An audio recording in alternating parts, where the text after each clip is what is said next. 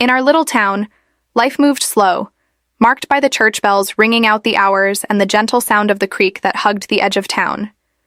I woke up most mornings with a deep sense of peace, a feeling that rarely left me.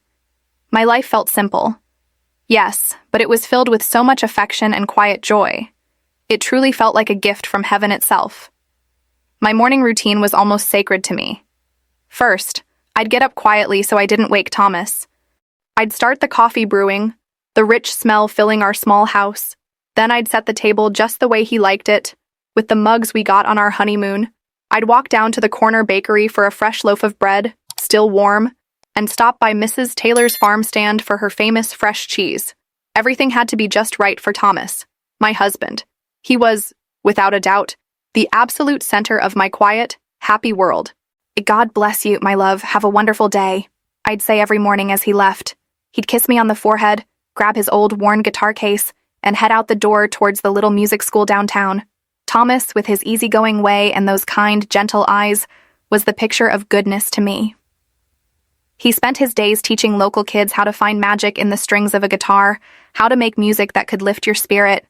The children adored him, and their mothers trusted him completely, knowing their kids were safe and learning something beautiful with Mr. Thomas. After seeing him off, I'd head over to the town market where I had my vegetable stand. It was more than just a place to sell the tomatoes, corn, and beans I grew in our small garden. It was where the women of the town gathered, sharing stories, worries, and laughter. "Anna, how's that good husband God gave you doing today?" Mrs. Adams would call out, her voice warm, as she picked out the ripest tomatoes. "Blessed Mrs. Adams, just blessed," I'd answer, my heart swelling with pride. I'd see the approving looks from the other women. In a town where too many women struggled with husbands who drank away their paychecks or just weren't present in their lives, having a man like Thomas felt like winning the lottery, a true miracle. Still, even in my blessed life, not everything was perfect.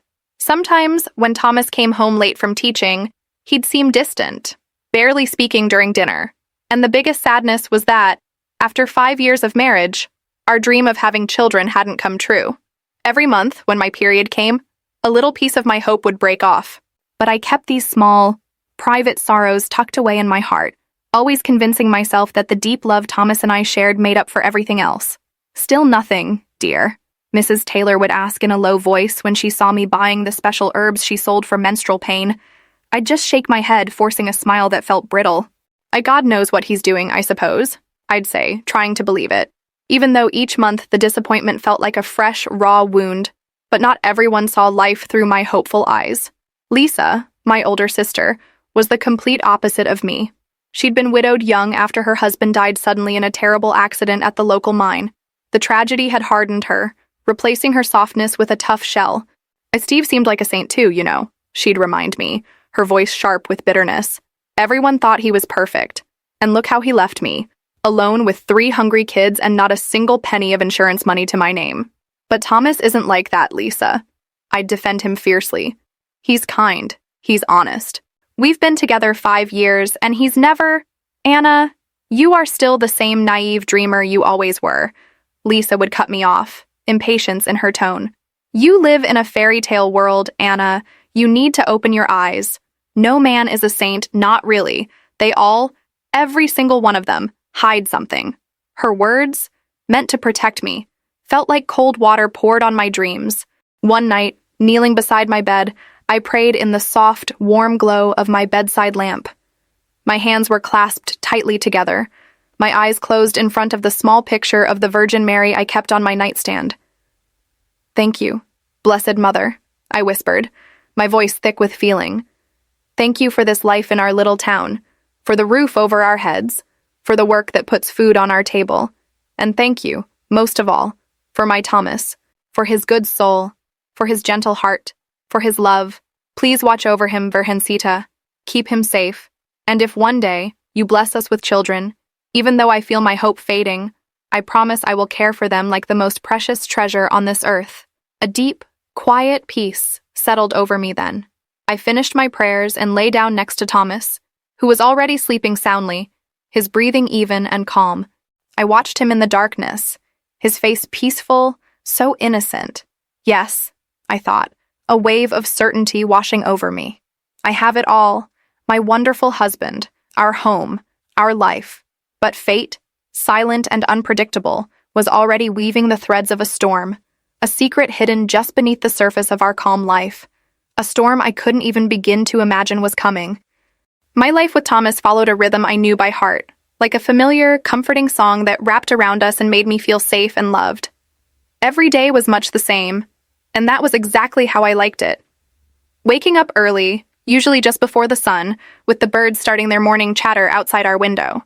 Then, the quiet sound of Thomas getting out of bed first, his bare feet padding softly across the wooden floor towards the kitchen. Soon after, the wonderful, rich smell of fresh coffee would start to fill the house, signaling the real start of our day together.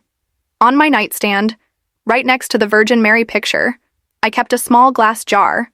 Inside were dried petals from the very first bouquet of flowers Thomas ever gave me, back when we were just getting serious. As long as these petals exist, my Anna, our love will be forever, he'd told me, his eyes shining, and I had believed him with every single bit of my hopeful heart. Thomas wasn't like some men you hear about, expecting their wives to do everything. He was always ready to help around the house. He even cooked better than I did sometimes. His Sunday stews, slow cooked with beef and potatoes and carrots, made the whole place smell like pure heaven. While he chopped vegetables or stirred a pot on the stove, he'd hum softly. Sometimes they were the classical tunes he taught at the school. Other times, little melodies he seemed to just make up as he went along. "This one's new, my Anna," he'd say, and he'd sing the new tune softly to me, with that low, warm voice that could just melt away any bad feeling I had. I remembered perfectly the day we met. It was 5 years ago, during the town's annual summer festival. He was playing his guitar right there in the town square. A crowd gathered around him, completely lost in the beautiful music he was making. I was there with my friends, laughing and enjoying the afternoon. Our eyes met across the crowd, and for just a moment, it felt like the whole world stopped, and everything else just disappeared.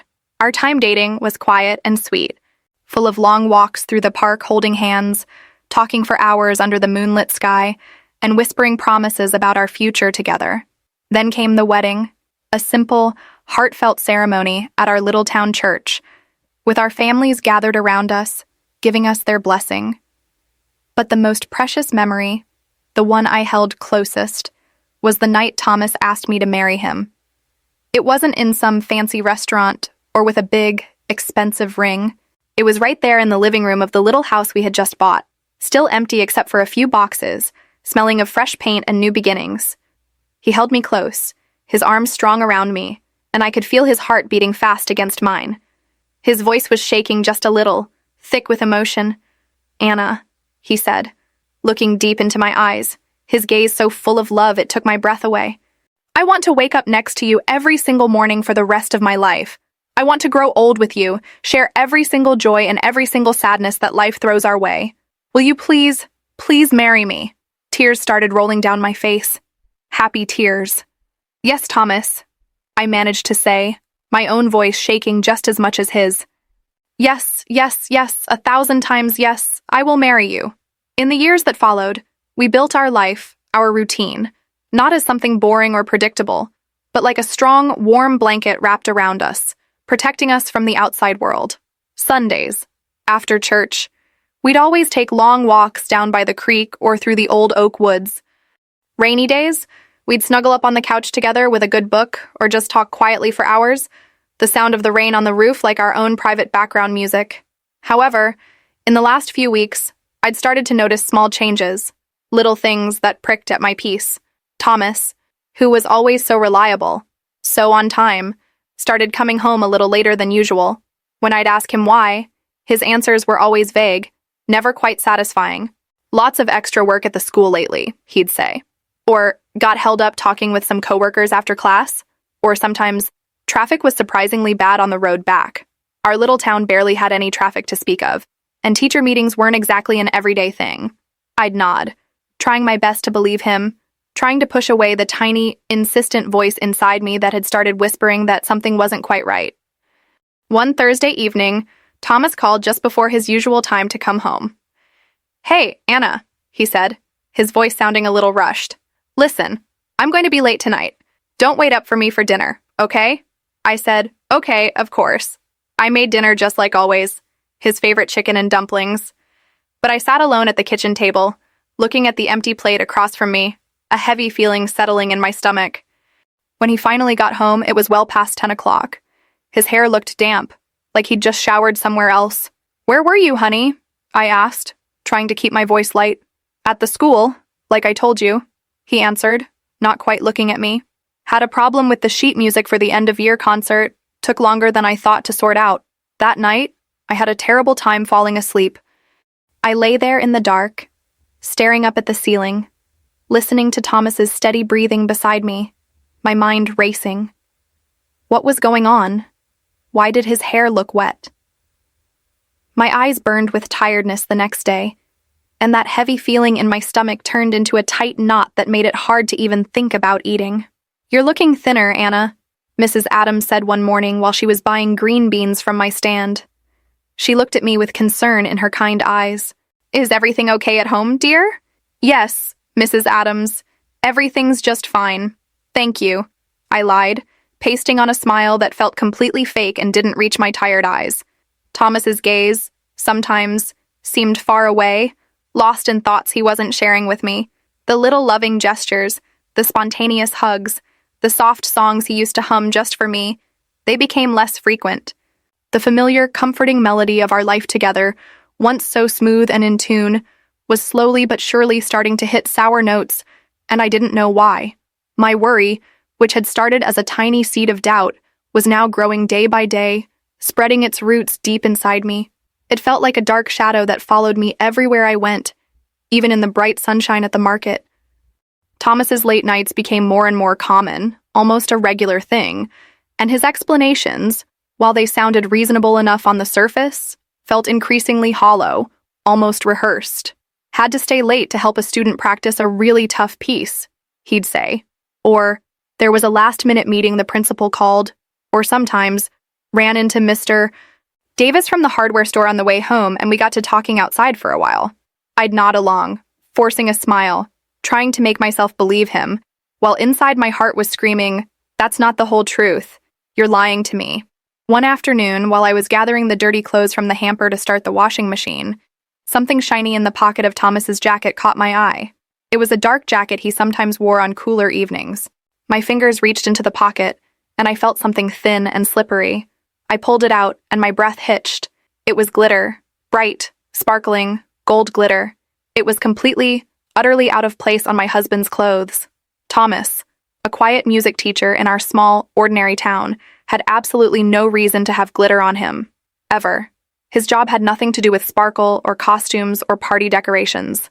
"Oh my God," I whispered to myself, my voice trembling, feeling my heart start to race like a wild bird trapped in my chest. "What is this? Where did this come from?"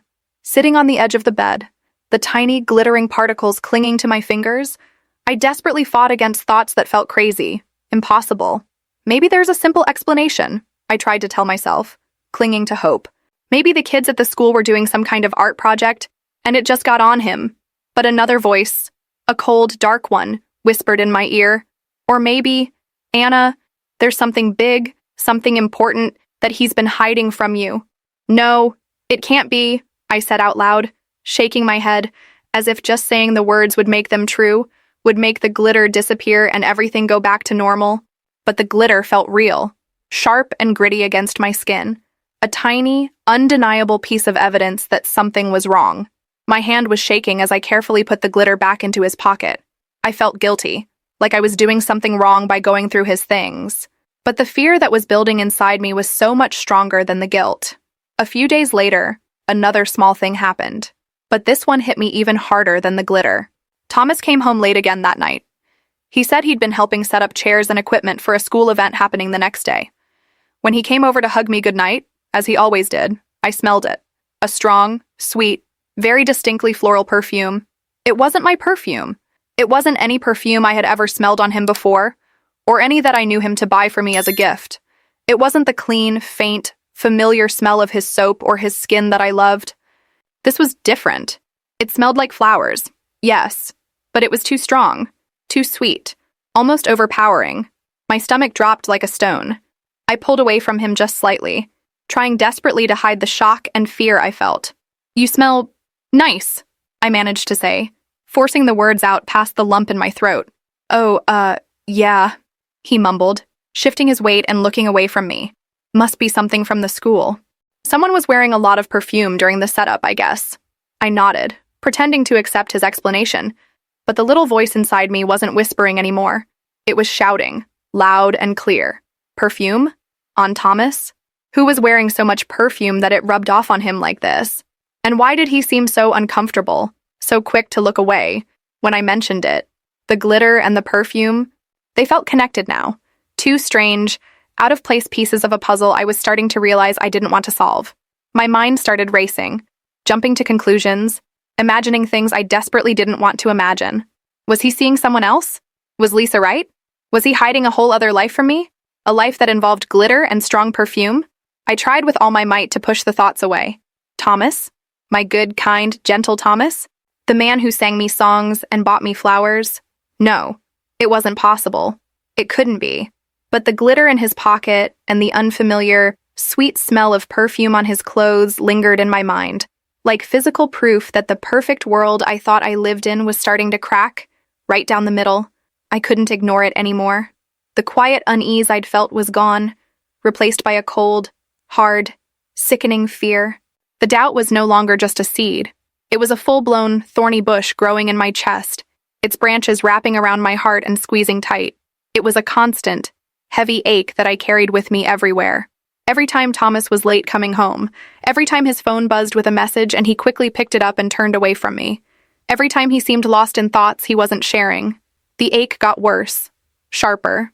The comfortable routine that used to make me feel safe and secure now felt like a cage, trapping me and showing me all the little, painful ways things had changed between us.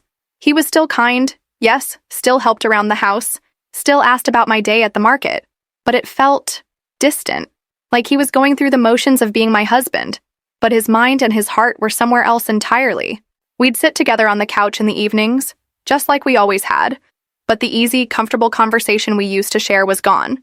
There were silences now, long and awkward, that felt huge, filled with all the unspoken questions and the things we weren't saying to each other.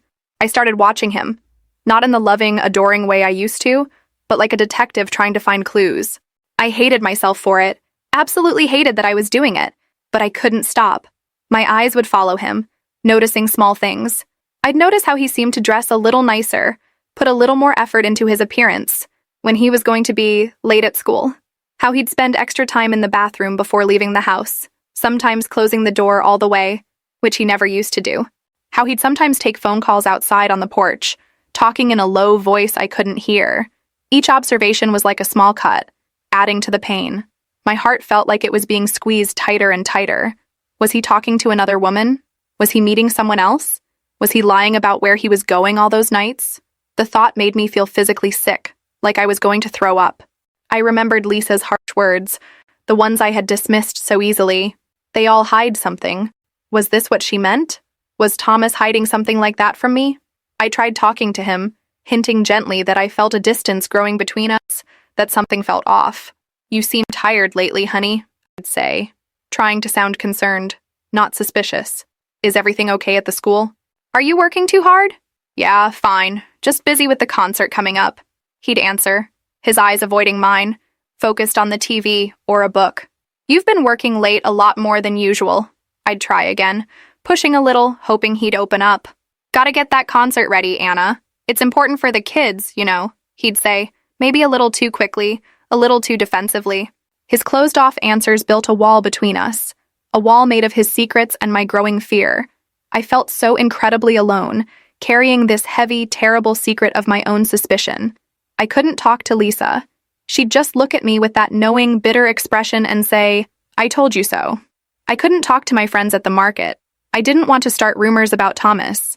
Not without knowing for sure, not without proof. The not knowing was the absolute worst part of it all.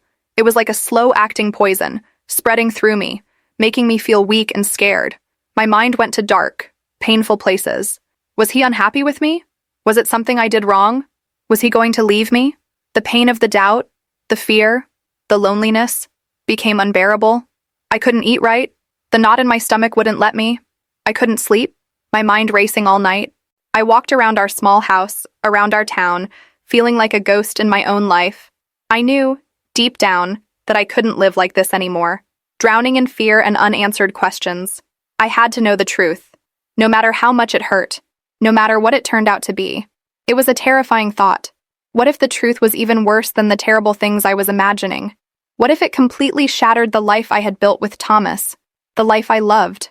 But I also knew, with a certainty that came from pure desperation, that I couldn't keep living a lie, pretending everything was fine, pretending I didn't see the changes, when my heart was screaming in pain and fear.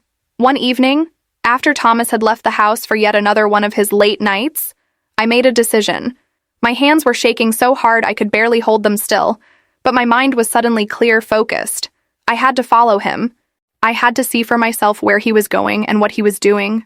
The fear was huge, a giant monster in my path. But the need to know, the desperate need for the truth, was even bigger. I had to find out what my husband, the man I loved more than anything, was hiding from me. My old car felt like a metal shell protecting me as I drove, following Thomas's familiar pickup truck through the dark streets. The fear was a cold knot in my stomach, twisting tighter with every mile we put between us and our quiet town. The need to know, though, was a fire pushing me forward, burning away the urge to turn back and pretend I hadn't seen him leave. He didn't drive towards the school, the place I thought held all his late-night commitments.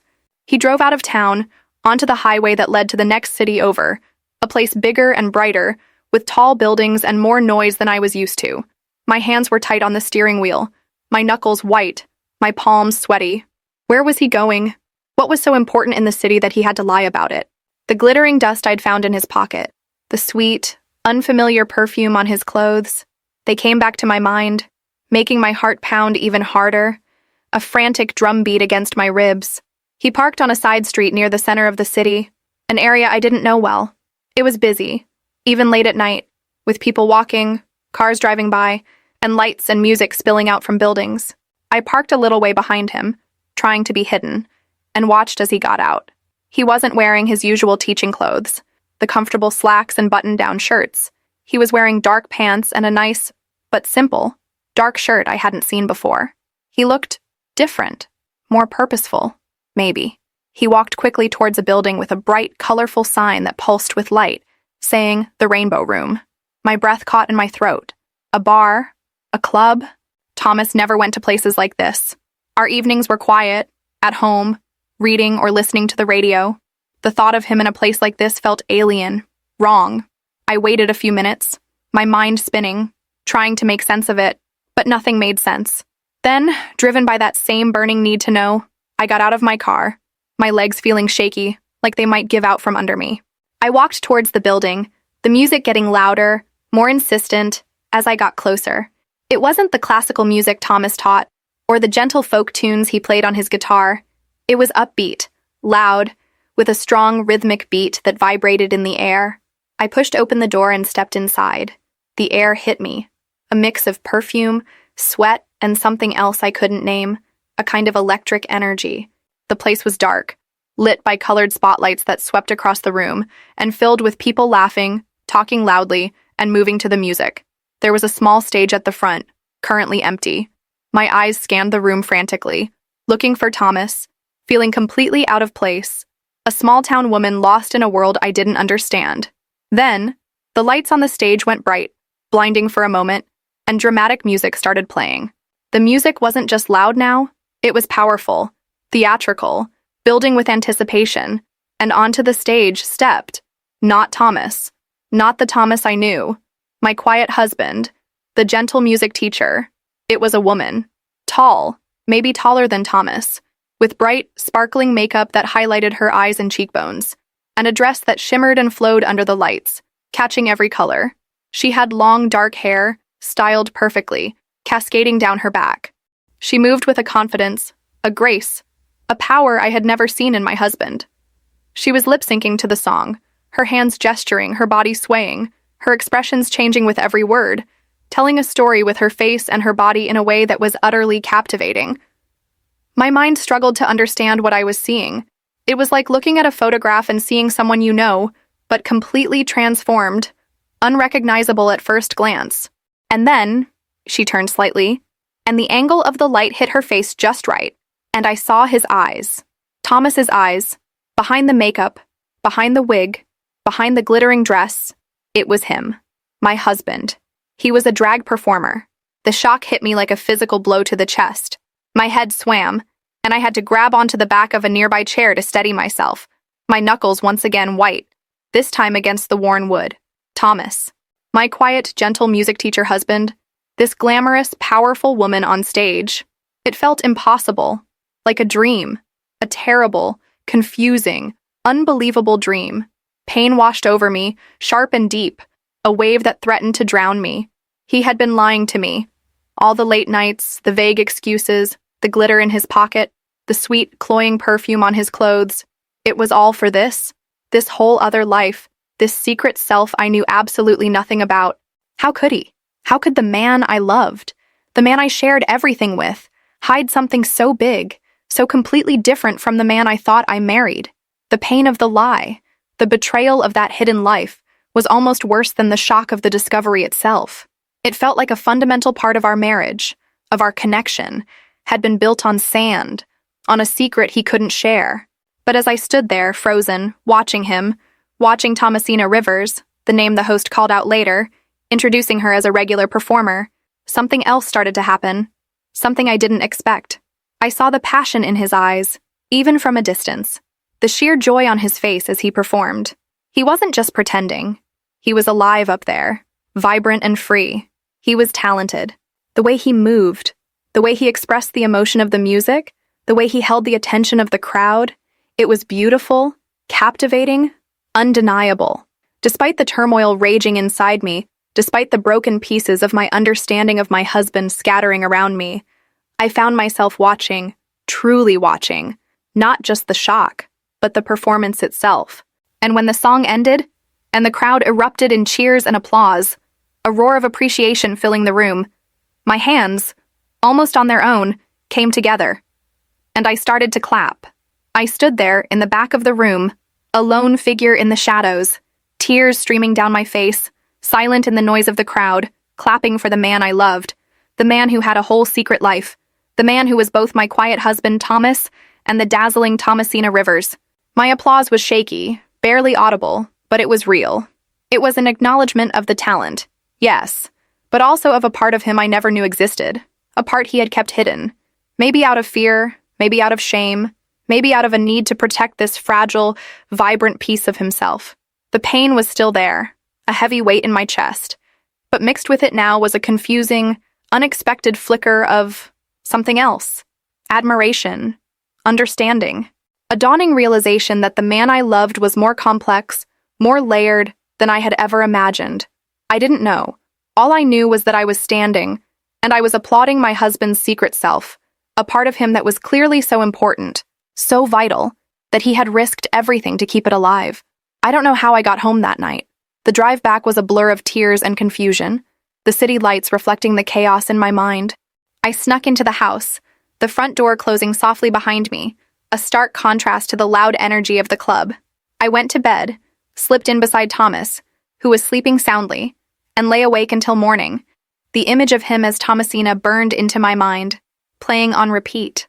When he came home a few hours later, quiet and tired, smelling faintly of the club, he didn't say anything about where he'd been. And I, still reeling, still processing, didn't say anything about where I'd been.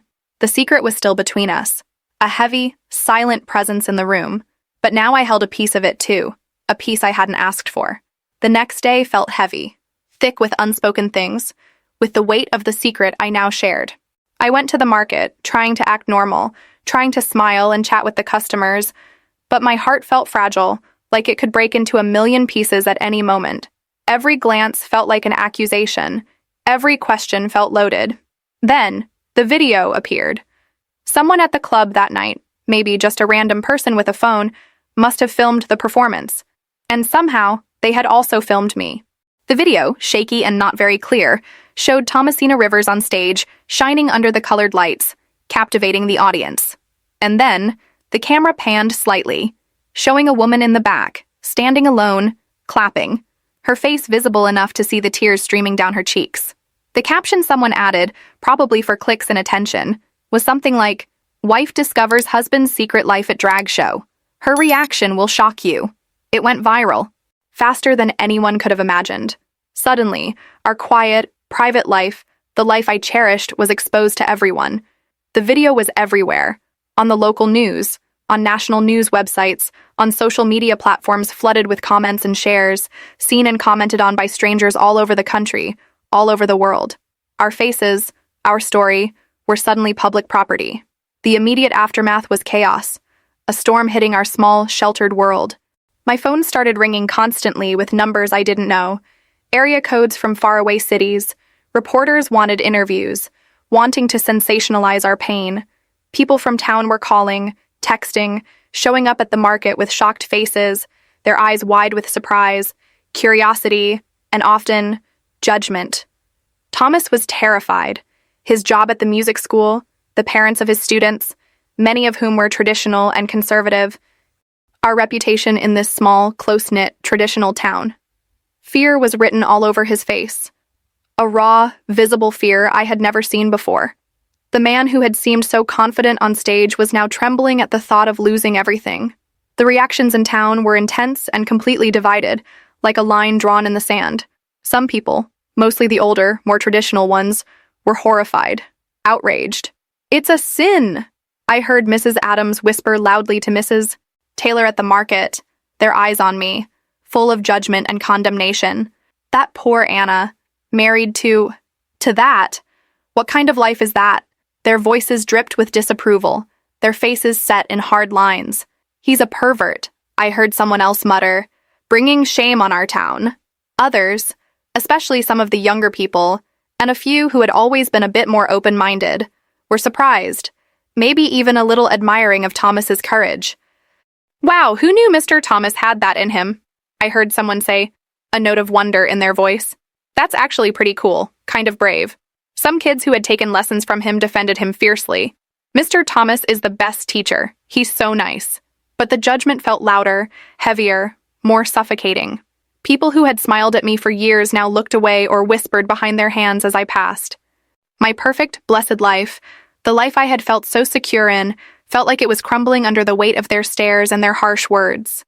I felt exposed, vulnerable, judged not just for Thomas's secret, but for my reaction to it, for my continued presence by his side. Reporters tried relentlessly to get me to talk, offering money for my story, promising to make me famous, but I refused them all. I didn't want to share this pain, this confusion, this deeply personal moment with the whole world, with strangers who saw it only as entertainment. This was between me and Thomas. We had to figure this out ourselves, together, away from the prying eyes and the harsh judgments of a world that didn't understand us. The video had ripped open our lives, forcing a secret into the harsh, unforgiving light of day.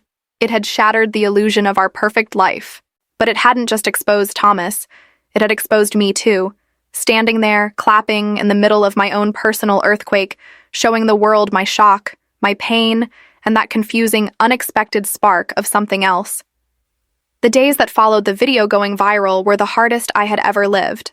Walking through town felt like running a gauntlet, a public trial where I was constantly being judged. Every trip to the market, every walk to the post office, every simple errand was filled with silent stares, pointed fingers, and hushed whispers that stopped abruptly, but not quickly enough, when I got close. The air felt thick with disapproval. Mrs. Adams, who had always been so kind, a pillar of the community, now looked at me with a mixture of pity and stern disapproval. Her usual warm smile was gone, replaced by a tight-lipped expression. Mrs. Taylor, usually so warm and chatty, seemed uncomfortable, her eyes shifting away when I tried to meet them, her conversations with other women stopping abruptly when I approached. Other neighbors, people I had known my whole life, treated me like I had some kind of contagious disease, giving me a wide berth, their faces cold, their judgment hung in the air like a thick, suffocating fog, making it hard to breathe. One afternoon, I was at my vegetable stand, trying to focus on arranging the tomatoes and cucumbers, trying to find some semblance of normalcy in the routine, when a group of women gathered nearby, ostensibly looking at Mrs. Peterson's quilts, but their eyes kept flicking towards me. They weren't even trying to whisper anymore. Their voices carried clearly in the quiet market square. "Can you believe it?" I heard Mrs. Evans say, her voice loud and sharp, meant for everyone to hear. She was one of the town's most prominent gossips, her tongue sharper than any knife. "Our good Mr. Thomas dressing up like that, it's unnatural." "And Anna," Mrs. Johnson added, her voice filled with righteous indignation. She was nodding vigorously, her face a mask of disapproval. Standing there, watching, clapping. What kind of wife is she, to support such a thing? Their words felt like stones being thrown at me, each one hitting its mark, bruising my already fragile heart. My face burned with humiliation, a deep blush spreading up my neck. I wanted to run, to hide, to disappear from their cruel eyes and their judging words. I felt tears welling up in my eyes, hot and stinging, but I bit my lip hard, refusing to let them see me cry, refusing to give them that satisfaction. Just as I felt I couldn't stand it anymore, felt the dam of my composure about to break, a voice cut through the air, clear and strong, silencing the other women instantly. It was a voice I knew well, a voice that usually held a different kind of sharpness, but now was filled with a fierce, protective fire. "What kind of wife is she?" Lisa's voice. My older sister. She stood there, arms crossed over her chest, her stance defiant. Her eyes, usually full of her own pain and weariness, now blazed with a fierce protectiveness that was entirely directed at me. "She's a wife who loves her husband, that's what kind." She stepped forward, leaving the group she was with, standing right in front of me, a shield between me and the judging women. "You women sit here, judging Anna, judging Thomas," she said, her voice ringing with anger and conviction, carrying across the market square. "You think you know everything about their lives? You think you're so perfect, so pure?" She looked directly at Mrs. Evans and Mrs. Johnson, her gaze unwavering. "Anna has lived her life here with kindness and grace," Lisa continued, her voice softer now, but no less firm, no less powerful. "She's worked hard, she's loved her husband with all her heart, the way a wife is supposed to. And now, because he has a secret life you don't understand, a part of him that doesn't fit into your neat little boxes, you want to tear her down. You want to shame her." She paused, letting her words sink in, letting the weight of her unexpected defense settle over the stunned silence. The other women were silent, looking uncomfortable, some looking down at their feet, unable to meet Lisa's gaze. The air was thick with tension, the market suddenly quiet except for the distant sound of the creek. Then, Lisa turned to me, her expression softening completely, the hardness in her eyes melting away, replaced by a deep, familiar affection. She reached out and gently took my hand, her touch warm and grounding. "Come on, Anna," she said quietly. Her voice meant just for me now. "Let's go home. You don't need to stand here and listen to this." I looked at her, my sister, the one I thought was bitter and distant, hardened by her own loss and struggles. In that moment, the years of unspoken tension, the little hurts and misunderstandings between us, the feeling that we were on different paths, seemed to dissolve completely. She had stood up for me, defended me fiercely, publicly, when I was at my lowest point, when I felt most alone and vulnerable. She hadn't said, I told you so, hadn't brought up her own past pain to minimize mine. She had just been there, my sister, strong and loyal, choosing me. As we walked away from the stunned silence at the market, leaving the judging eyes behind, I squeezed her hand tightly. The rift between us, caused by different paths and old pains, was finally, truly starting to heal. In the face of the town's judgment, my sister had chosen to stand with me, reminding me that I wasn't alone. The intense uproar in town didn't disappear completely, not entirely. The viral video faded from the national news cycle, replaced by the next big story, the next fleeting moment of public fascination. But in our town, the loud condemnation from some people quieted down into a cautious acceptance from others, or from some, a quiet, stubborn disapproval that lingered in averted gazes and the continued lack of warm smiles. It was a slow process, like the turning of the seasons, not a sudden shift. Thomas was still afraid for his job, the threat hanging over him like a dark cloud. But the school board, after a lot of tense meetings and discussions, influenced perhaps by the unexpected public attention and the support Thomas received from some students and parents, decided that his private life, as long as it didn't affect his teaching performance or create a disturbance at the school, wasn't grounds for dismissal. It was a fragile victory, a sign that maybe, just maybe, our town was capable of change, of a grudging tolerance, even if it was slow and difficult, like pulling teeth. With my support, which I gave him fully now, the initial shock replaced by a fierce determination to stand by him, and emboldened by Lisa's unexpected and public defense, Thomas started to integrate his two lives, slowly, carefully, testing the waters. He didn't perform in the city anymore. The travel and the secrecy were too much. Instead, he found a small, welcoming space in a nearby town that was a little more open-minded, a place that hosted different kinds of performances. And eventually, surprisingly, a few times a month, he started performing locally, not in the main square, but in a small, private venue that opened its doors to different kinds of artists, a place where people could come if they wanted to see him. He performed as Thomasina, sharing that vibrant, essential part of himself not just with strangers, but with people from our own community who were curious, or accepting, or just wanted to see what all the fuss was about, to understand the man they thought they knew. Our love, the foundation of my life, the quiet, steady center of my world, had been tested in the most unexpected, public, and painful way imaginable. The pain of the initial lie, the shock of the discovery, the public exposure, the town's judgment, the fear for his job. It had all been incredibly difficult, a storm that threatened to tear us apart. There were hard conversations, late-night talks filled with tears and vulnerability, moments where I wasn't sure if we could get through it, if the damage was too deep. But through it all, we talked. Thomas explained how long he had kept this part of himself hidden, the deep-seated fear he had of losing me, of losing everything he had built if I knew. He told me how much performing as Thomasina meant to him, how it felt like finally being fully himself, a release, a joy he couldn't find anywhere else. And I, slowly, painfully, started to understand the weight of that secret, the burden he had carried alone for so long. The honesty, though painful and difficult at first, didn't destroy our love. It made it stronger, more resilient. We saw each other more completely, with all the hidden parts brought into the light, acknowledged and accepted. My initial shock and hurt slowly transformed into a deeper understanding, a profound empathy for his struggle, and yes, a quiet pride in his courage to finally be himself. One evening, after a local performance at the small venue, I was waiting for Thomas backstage, helping him pack up. The makeup was still on, the wig was off, and he looked tired but happy, the glitter from his costume catching the light, reflecting in his eyes. I walked over to him, and he smiled, that familiar, gentle smile that was just for me, the smile of the man I fell in love with. "Ready to go home, Thomasina?" I asked softly, using his drag name naturally, easily, for the first time outside the context of the performance. It felt right, acknowledging both parts of him. He nodded, his eyes full of gratitude, a vulnerability I now understood. "Ready, my Anna? Ready to go home with you?" I helped him gather his things, folding the shimmering dress carefully, handling it with respect. It wasn't the life I had imagined, not the simple, predictable path I thought we were on when I married the quiet music teacher. It was messier, more complicated, and definitely more public than I ever wanted. But as I looked at my husband, the man who was both Thomas and Thomasina, the man who had been brave enough to finally show me all of himself, I felt a quiet, profound gratitude.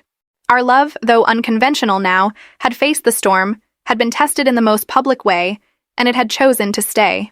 It had bent, but it hadn't broken, and in its own way, it was flourishing, stronger and more true than before, built on a foundation of honesty, acceptance, and a love that had faced the world and found its way back to the light, together. Did this story touch your heart? Give it a like, subscribe, and hit the notification bell. Share this video so more people can experience this emotion. And tell me in the comments, what do you think happens next? I love reading your thoughts. And if you want to keep feeling, click here and discover another story.